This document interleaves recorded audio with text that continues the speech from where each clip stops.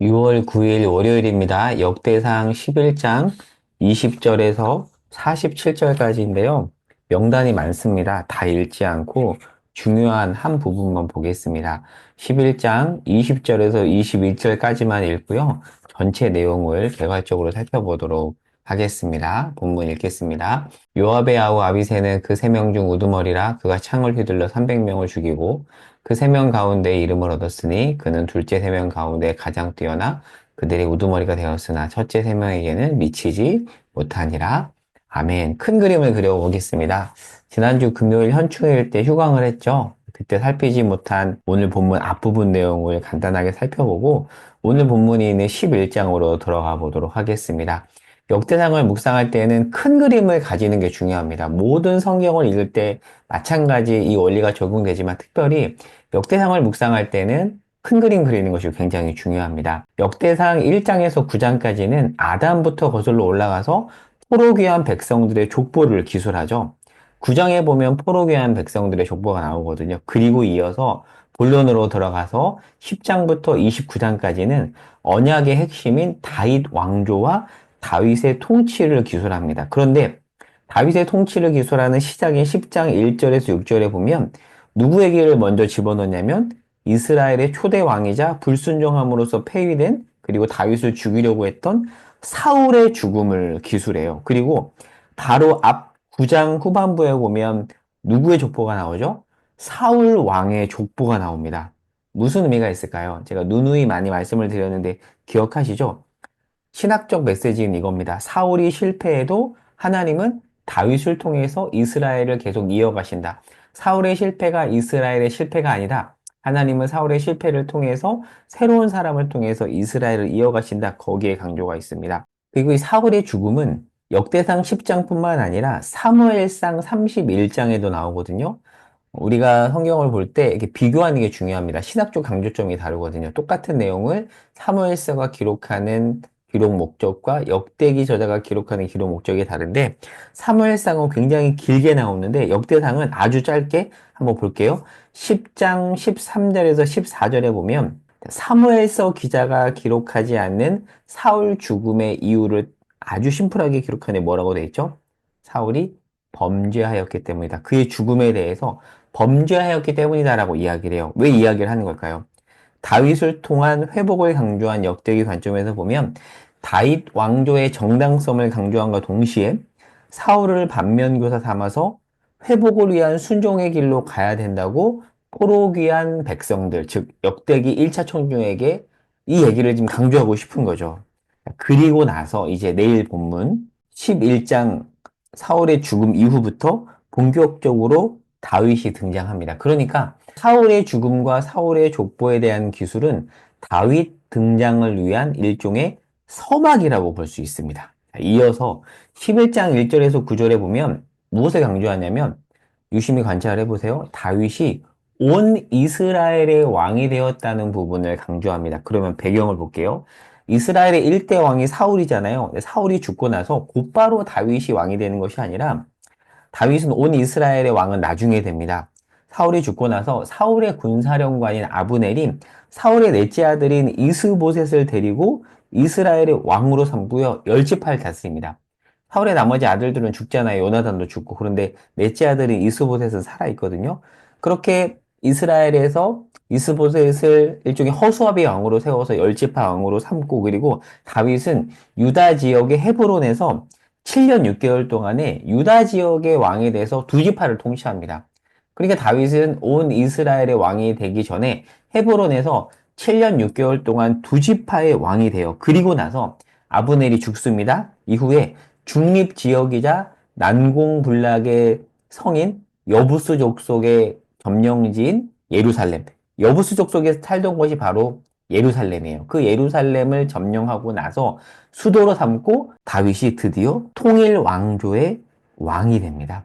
예루살렘에 대해서 간단하게 하나 더 정리해보면 예루살렘 지역은 고지대로서 쫓아내지 못한 여부수 족속에 살고 있었는데 사사기 1장 21절 한번 나중에 한번 살펴보세요. 사사기 1장 21절에 나오거든요. 그리고 아까 말씀드린 것처럼 유다와 이스라엘 어디에도 속하지 않은 어느 지파에게도 점유당하지 않은 중립지역이었어요. 그런데 여기를 이때 드디어 다윗이 점령하고 수도로 삼아서 통일 왕국의 왕조가 되고 예루살렘을 수도로 삼는 것입니다. 그러니까 정리해보면 다윗은 30살에 헤브론에서 유다 지파의 왕이 되어서 7년 6개월 동안 다스리고 약 7년 지나서 37살에 예루살렘에서 온 이스라엘의 왕이 되어서 33년을 다스려서 도합 40년을 통치합니다.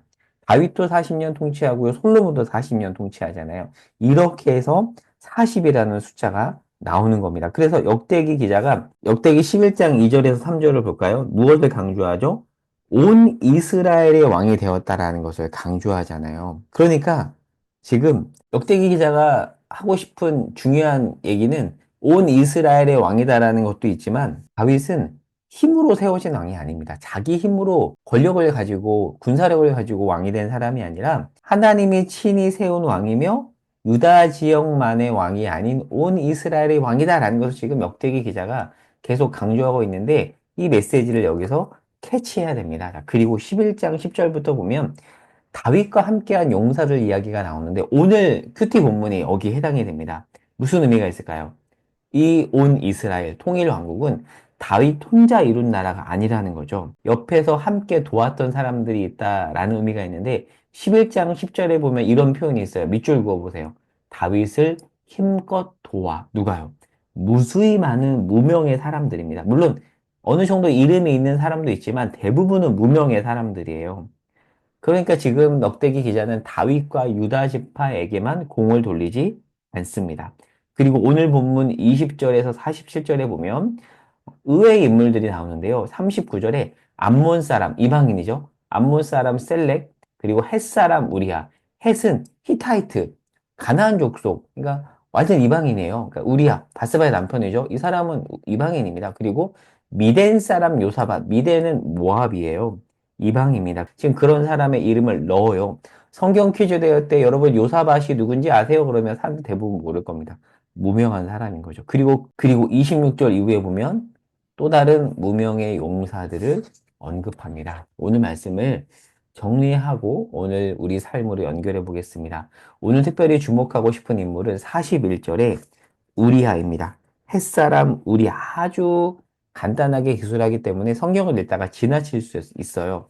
그는 다윗이 밧세바를 범한 후에 죄를 덮기 위해 간접적으로 다윗이 죽인 사람이잖아요. 그런데 우리아는 충성된 사람이었습니다. 자기 유익을 구하지 않고 충성된 사람이었어요. 그러니까 역대기 기자가 기록하지 않으면 잊힐 인물이에요. 그러나 하나님 나라에서는 큰 존재이기 때문에 역대기 저자가 일부러 우리아의 이름을 기록함으로써 우리의 판단과 하나님의 판단이 다름을 보여줍니다.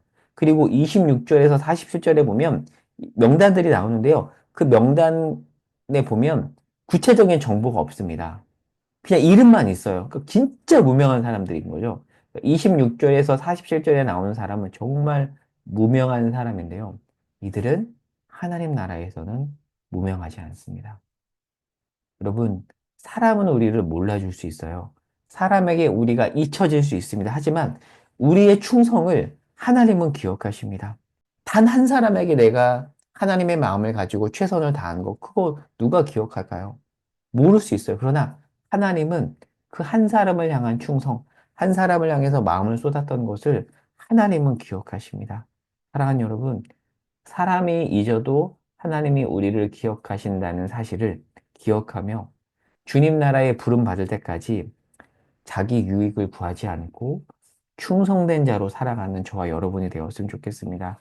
저는 계속 기도하는 게 그거예요. 그런 목사로 살다가 부름 받고 싶다.